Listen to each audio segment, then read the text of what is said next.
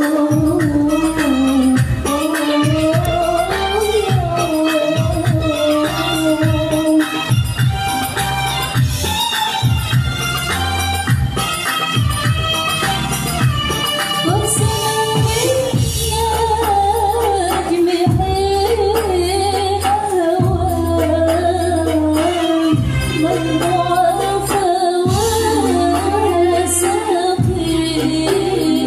subscribe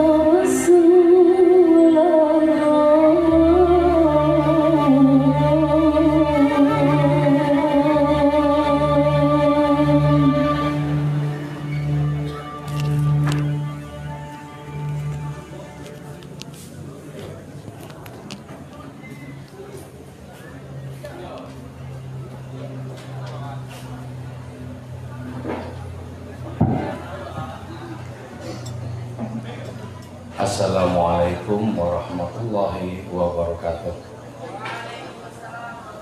Alhamdulillahirrabbilalamin. Pada malam hari ini kita bisa menggelar pengajian rutin yang semula setiap malam Kamis dilangsungkan di Cafe Basa-Basi Surawajan. Cuma karena di sana direnovasi, sehingga pada malam hari ini kita berada di sini di Cafe Basa-Basi Nologate. Sebagaimana biasa, pada setiap malam Kamis kita membahas sebuah kitab dari Imam Busiri Mesir, yaitu kitab yang berumbul Al-Burdah, yang berisi 160 bait, dan isi dari kitab ini adalah puji-pujian sanjungan kepada Kanjeng Rasul Muhammad Sallallahu Alaihi Wasallam. Mari kita menikmati lagu-lagu. Ini ada dua vokalis yang sudah cukup dikenal dan suaranya sangat bagus. Ada Mbak Nida sama Mbak Maria. Juga ada penari sufi, yaitu Iskina Mardatik dari Sewon, Bantul, Yogyakarta. Kita bisa menikmati kajian musik ini sembari menikmati kopi yang ada. Kalau belum ada bisa pesan dulu. atau sambil kita ngerokok-ngerokok atau berbincang kecil-kecilan tentang apa saja, sembari bisa meresapi apa yang disampaikan berkaitan dengan kajian kitab Burdah di Cafe Basi Nologaten ini. Pada malam hari ini saya akan melanjutkan kajian tentang kejadian-kejadian pada malam dilahirkannya Nabi junjungan Sayyidul Awwalin wal Akhirin, yaitu kebanggaan umat manusia, kebanggaan Tuhan semesta alam, yaitu kelahiran Nabi Muhammad Sallallahu Alaihi Wasallam. Kita ngaji tidak perlu tegang-tegang, kita bisa rileks, serilek-rileknya, bisa santai, sesantai-santainya pula. Oke, diawali dengan adanya senandung sebagaimana biasa. Maulaya salli wa sallim daiman abada ala habibika khairil khalqi kullihim.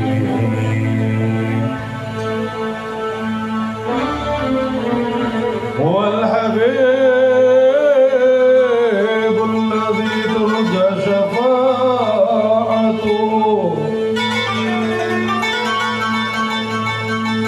wal habib alladhi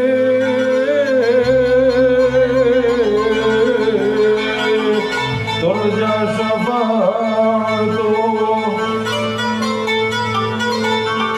likulli hawlin minal ahwali muqtahimi. Ya Rabbi, Ya Rabbi bil Mustafa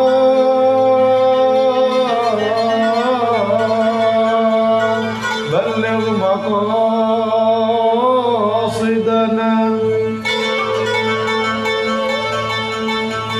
la maqsud indana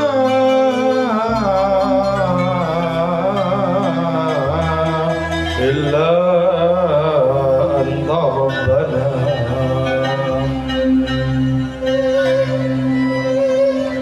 واغفر لنا واغفر لنا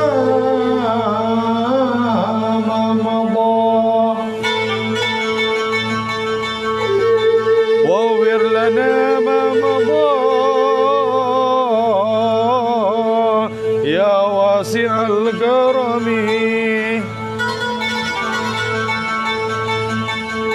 واغفر لنا ما مضى يا واسع الكرم من كثرة الذنوب، من كثرة الذنوب فاغفرها يا منعمي. واغفر لنا ما مضى يا واسع الكرم من كثرة الذنوب فاغفرها يا منعم. Wahai Tuhan yang Maha Pemurah, Tuhan langit dan bumi, Tuhan para nabi, Tuhan para rasul, Tuhan seluruh alam raya, tolong buhulkan rohani kami dengan Kanjeng Nabi. Tolong sambungkan spiritualitas kami dengan Kanjeng Nabi.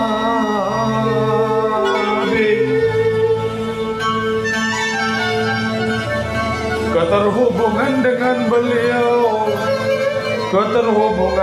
beliau adalah derajat yang tinggi, adalah derajat yang tinggi.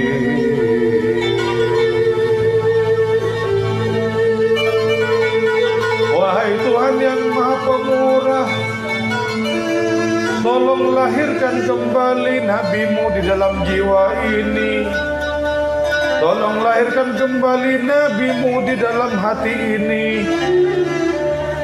Tolong lahirkan kembali nabimu di dalam pikiran ini, di dalam perilaku kami, di dalam akhlak kami, di dalam kehidupan kami. Ya Allah, ya Allah, ya Allah, ya Allah, ya Allah, sungguh mengagumkan, sungguh mengagumkan di antara orang-orang pilihan-Mu. Akhlak mereka adalah akhlak Nabi, perilaku mereka adalah cerminan tauladan Nabi. Allah, Allah, Allah, Allah, Allah, Allah.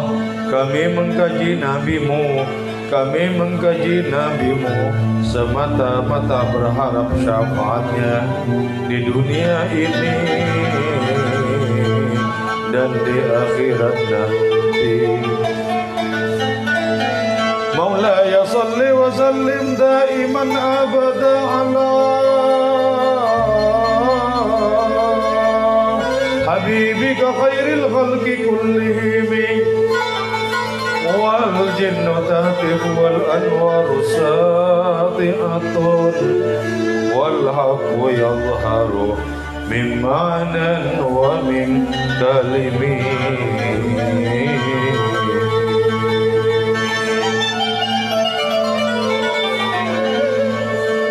Wal jinnu adapun jin, tahtifu ialah menjerit itu jin.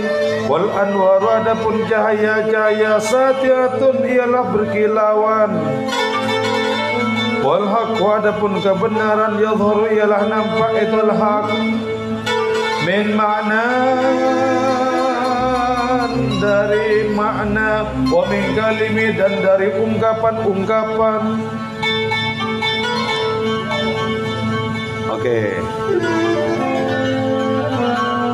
mari kita mempelajari, mengupas bait yang tadi saya bacakan itu. Ada sesungguhnya banyak hal yang terjadi dan itu mengagumkan di malam dilahirkannya Kanjeng Rasul itu.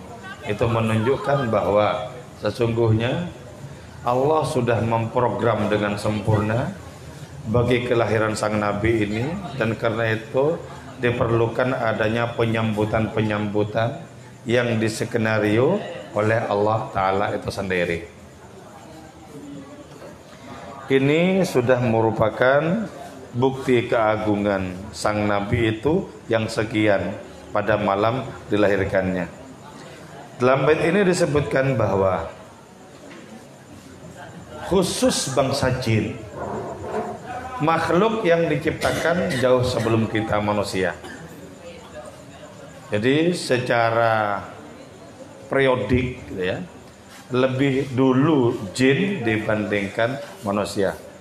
Wal jannu khalaqnahu min qablu min naris samum. Jadi sekian abad sebelum manusia dimunculkan, jin itu sudah terlebih dahulu ada, sudah terlebih dahulu diciptakan. Manusia, spesies kita ini merupakan makhluk terakhir yang didatangkan ke kehidupan. Dia padahal alam raya ini diciptakan untuk manusia, tapi objek dari penciptaan Allah Ta'ala yang berupa manusia itu malah dilahirkan, dimunculkan pada periode terakhir dari sekian penciptaan terhadap makhluk-makhluknya yang lain terakhir. Jadi tumbuh-tumbuhan sudah ada terlebih dahulu. Ini ada sebelum binatang, tumbuh-tumbuhan ini. Nah, ketika tumbuh-tumbuhan sudah paripurna, maka diciptakan makhluk yang bisa memakai, yang bisa menggunakan, memanfaatkan, memakan tumbuh-tumbuhan, yaitu binatang. Binatang. Jadi Ini cara Allah itu begitu ya. Sesuatu yang menjadi kelangsungan bagi makhluknya diciptakan dahulu. Sebab kalau sampai binatangnya dulu dan belum ada tumbuh-tumbuhan terus mau makan apa? Sementara Allah Ta'ala itu adalah pencipta yang paling bertanggung jawab. Jadi karena itu kita lahir di dunia nggak usah risau, jatah rezeki kita sudah ada. Tinggal kita menunggu periodenya, waktunya akan menerima kapan, seberapa, itu sudah ada. Jadi begitu. Diciptakan dulu sarana bagi keberlangsungannya, kemudian diciptakan makhluknya itu. Terus setelah Allah menciptakan makhluk, baru Allah menciptakan manusia, makhluk terakhir yang muncul di kehidupan. Kenapa manusia? Karena manusia itu nanti bisa mendayagunakan binatang untuk momen-momen keilahian, untuk kebaikan-kebaikan. Nah, falsafahnya adalah bahwa manusia itu mesti menempuh proses dari tumbuh-tumbuhan, dari mineral dulu, tumbuh-tumbuhan, terus kemudian binatang, baru manusia. Nah, manusia ini nanti yang memiliki kemungkinan untuk bisa melampaui malaikat, memiliki kemungkinan untuk melebur dengan Allah Subhanahu wa Ta'ala. Jadi yang paling puncak di dalam kehidupan diciptakan terakhir dengan fase yang paling pendek, tapi dengan kecepatan spiritual yang luar biasa. Oke, kembali kepada bait ini ya, yaitu tentang jin. Jin ini ternyata juga memiliki potensi untuk beriman, sebagaimana juga memiliki potensi untuk kufur. Jadi beriman dan kufur itu tidak saja dimiliki oleh manusia, tapi jadi dimiliki juga oleh bangsa jin. Nah, jin-jin itu sudah mengikuti juga nabi-nabi terdahulu. Jadi tidak ada satupun nabi yang juga tidak diikuti oleh bangsa jin, selain juga diingkari oleh bangsa jin. Sama dengan tidak ada satupun nabi yang tidak diikuti oleh manusia, sekaligus yang tidak diingkari oleh manusia. Jadi sama-sama ada. Yang beriman ada, yang ingkar ada. Nah, dalam konteks bait puisi ini diterangkan bahwa kalangan bangsa jin itu ada yang memang sudah memiliki kesiapan rohani dan beriman kepada nabi yang baru saja dilahirkan. Jadi nabi ini baru dilahirkan di malam Senin itu. Pada saat itu kemudian, pada saat itu juga jin ini berdatangan, berkumpul jin barat dan timur di langit Mekah sana, dan mereka ini berteriak-teriak karena kegirangan. Jadi ya, ini sesungguhnya merupakan makna yang sangat agung di dalam diri jin itu ketika merespon kelahiran sang nabi dengan kegembiraan. Nah, karena itu kita yang merupakan umatnya ini mesti merespon nabi itu juga dengan kegembiraan. Karena itu banyak ya orang-orang yang ketika memasuki bulan Maulid itu bergembira luar biasa. Kenapa? Karena akan merayakan kembali kelahiran sang nabi.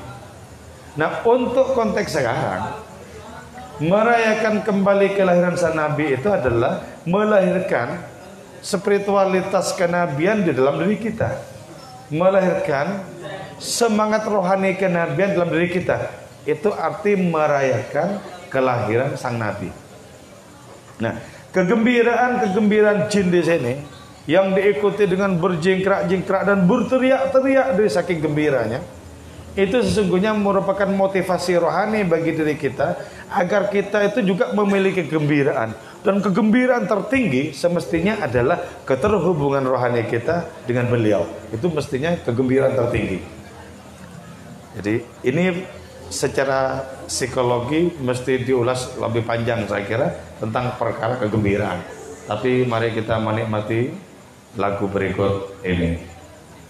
Oke.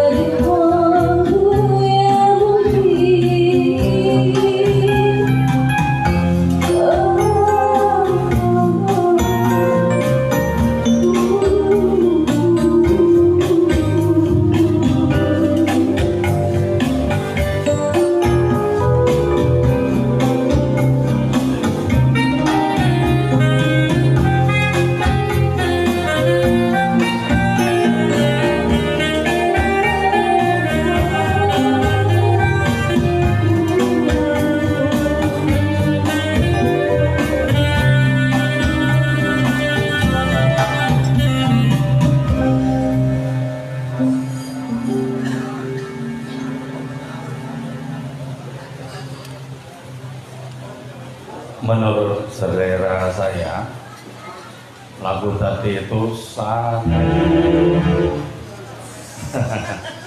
ini bagian dari humornya ya. Lagu tadi itu sangat bagus, terutama di samping lagunya juga liriknya. Hadithukan nahrul azim,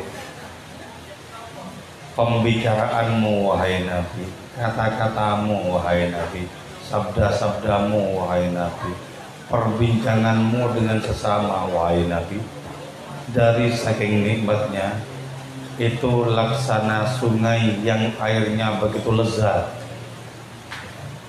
Karena itu tidak salah kalau di malam kelahirannya atas nama kegembiraan yang meluap-luap, jin itu menari-nari dan berteriak-teriak. Sekarang saya akan membahas tentang perkara kegembiraan itu. Tentu saja kalau ada jin-jin yang gembira, di malam hari itu juga ada jin-jin yang tidak gembira bahkan tersiksa. Nah, sebenarnya dari mana datangnya kegembiraan itu? Atau bagaimana orang bisa menemukan kegembiraan itu? Pertama-tama kan begini ya, kita awali dengan pertanyaan. Apakah sesuatu yang kita inginkan itu yang menggoda kita sehingga kita berpikir untuk mendapatkannya? Atau kita yang terlebih dahulu berimajinasi tentang sesuatu itu sehingga kita menginginkan untuk mendapatkan sesuatu itu? Ternyata ya, orang ingin macam-macam itu pertama-tama munculnya gambar-gambar di dalam kepala mereka. Jadi aku pengen ini, aku pengen itu, aku senang ini, aku senang itu. Nah, ketika itu dimunculkan gambaran-gambaran itu tentu saja ada objeknya di luar, antara gambar di dalam diri dan objek di luar diri. Nah, ketika apa yang diinginkan yang sudah terlebih dahulu digambarkan itu kemudian didapatkan, maka orang bergembira. Maka di sini ya, kegembiraan orang itu bisa berbeda-beda. Kenapa? Karena yang digambar oleh A di pikirannya belum tentu digambar oleh B dalam pikirannya. Sehingga ketika A mendapatkan sesuatu itu kemudian bergembira dia, ketika B mendapatkan sesuatu yang sama sekali tidak bergembira. Nah, ini perbedaannya adalah yang pertama itu penuh dengan gambaran apa yang diinginkan, yang kedua itu tidak. Coba ya, lihat adanya wajah yang berseri-seri pada diri orang yang mendapatkan kelangenannya, mendapatkan kesenangannya. Misal begini ya, para pecinta Vespa misalnya ya, itu memiliki Vespa yang antik, itu seperti melebihi rasa memiliki emas segunung. Ini segala-galanya gitu ya. Ini mau ditawar berapa? Enggak boleh. Kenapa? Karena apa yang didapatkan itu sangat sempurna sebagaimana yang dipikirkan. Orang lain, belum tentu. Kalau orang lain kan berpikirnya begini, alah, walaupun antik dan lain semacamnya, nanti ada kemungkinan campur dorong, Jadi enaknya yang praktis-praktis bagi orang lain. Tapi bagi si pecinta Vespa itu, itu segala-galanya. Jadi karena itu kemudian orang itu ya memiliki kecenderungan sesuai dengan apa yang digambarkan, dan orang akan dipertemukan, dikumpulkan sesuai dengan kesamaan kesenangan. Coba kalau malam minggu Vespa itu ngelihat itu seperti masuk surga itu. Masuk surga. Wajar. Itu sangat manusiawi seperti itu. Demikian pula kesenangan kepada segala sesuatu yang lain. Maka karena itu, kalau jin itu berjingkrak-jingkrak atas nama kegembiraan, wajar. Karena jauh sebelum dilahirkannya Kanjeng Rasul itu, jin-jin itu sudah mendapatkan warta dari kitab-kitab samawi. Di Taurat ada, di Injil ada, tentang bakal dilahirkannya Nabi terakhir ini. Karena itu rata-rata para pendeta Yahudi itu ngerti persis zaman yang ditunggu-tunggu, kira-kira kapan lahirnya sang Nabi itu ngerti persis mereka. Ketika betul-betul lahir dan ditandai dengan cahaya yang terang benderang, para pendeta itu mencari tahu di mana gerangan bayi ini lahir, di mana, dicari itu. Ketika sudah ditemukan dengan adanya tanda-tanda yang disebutkan dalam kitab Taurat itu, mereka bergembira ria. Ini yang kami tunggu. Jadi karena itu ya. Sekarang bagaimana caranya ya? Memunculkan kegembiraan? Nah, untuk bisa memunculkan kegembiraan itu adalah kita mesti memahami keistimewaan. Kita mesti memahami bagaimana keistimewaan kita kalau kita dekat dengan sang Nabi itu. Nah, kalau ini dipahami, maka kemudian akan muncul greget. Ketika muncul greget dan kemungkinan untuk berdekat-dekatan secara rohani itu dimungkinkan, maka muncul adanya kegembiraan itu.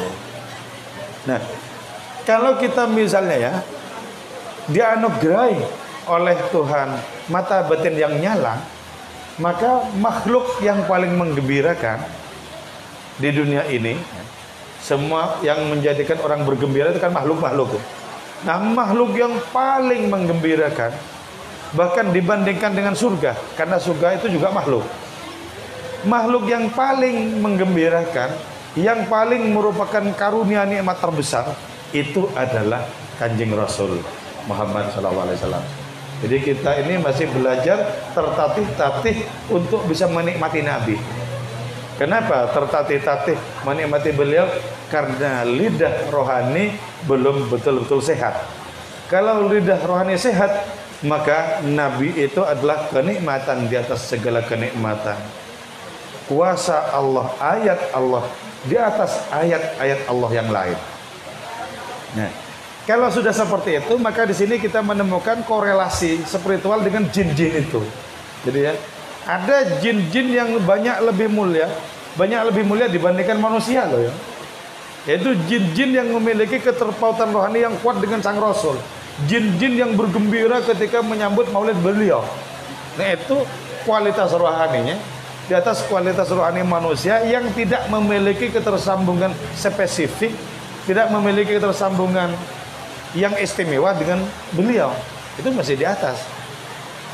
Jadi karena itu tugas kita adalah bagaimana kita bisa memahami nikmat terbesar ini, kemudian kita jatuh cinta dan merasakan kenikmatan adanya karunia tertinggi ini. Oke, ini kan vokalisnya dua. Saya kira penting untuk sering-sering lagu biar nanti stopnya bisa habis ya. Oke, giliran yang sini sama yang sini.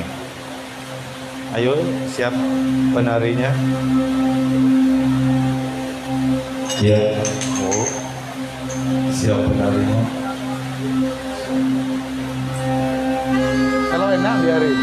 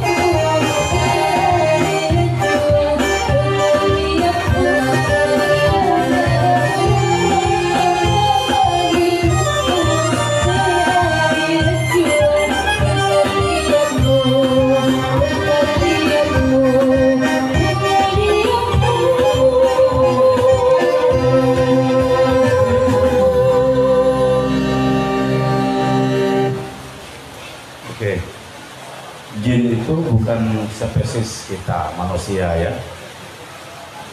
Jin itu disebut jin karena samar, karena tidak kelihatan. Hanya orang-orang tertentu yang memiliki penglihatan terhadap jin itu.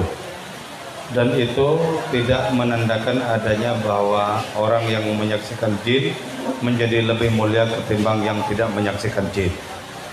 Malah sebaiknya tidak menyaksikan jin. Kenapa? Jin itu rupanya buruk dan menakutkan. Jadi, itu yang asli ya. Kecuali kalau menampakkan diri dengan rupa yang ganteng, yang cantik, itu bisa.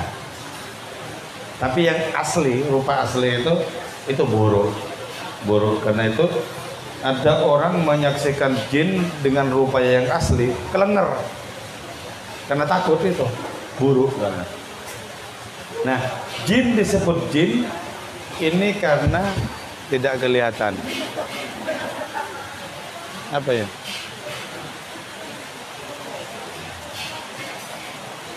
Ya ini mana ada yang nangan ini?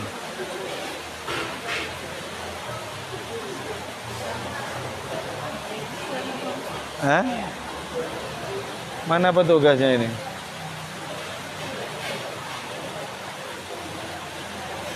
Halo, halo gelap.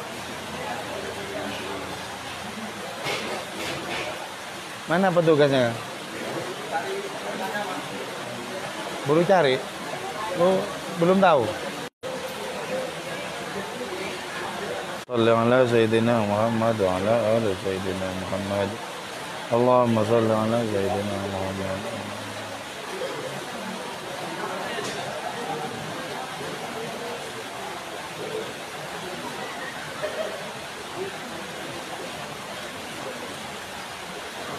Allahumma shalli ala Sayyidina Muhammad.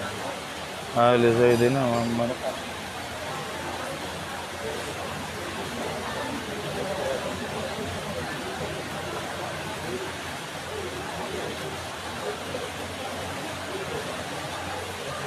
Lama.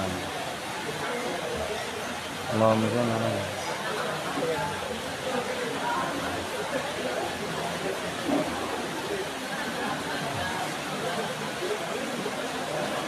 Rusdi.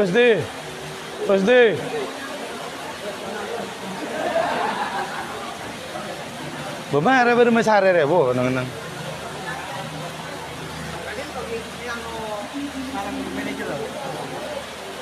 Yang nomor berapa? Kalau tas lampu naga. Hah? Mati lampu naga. Beberapa yang meter apa nar ya? Dialihkan kan? Dialihkan lah. Ada kan boleh 20 km kan? Iya. Nah saya kali itu salah dua itu kan mati. Masih Jadi mereka